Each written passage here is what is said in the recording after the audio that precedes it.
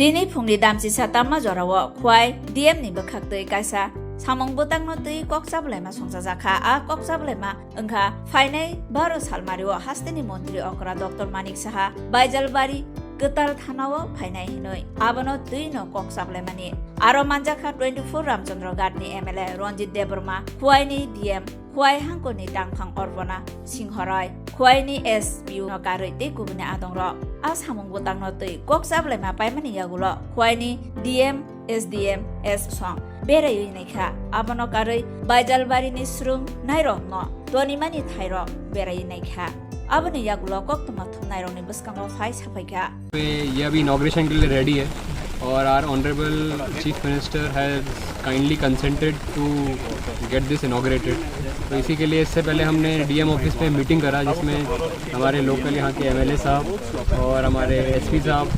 और senior officials और बाकी सारे लाइन डिपार्टमेंट का मीटिंग करा कि किस तरीके से हम इनॉग्रेशन प्रोग्राम करेंगे।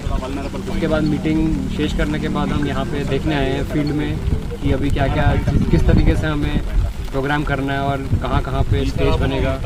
और कहाँ पे प्रोग्राम होगा, कितना सीटिंग कैपेसिटी और कहाँ पे टेंट लगेगा, ये सब काम मुआयना करने के लिए यहाँ पे आए।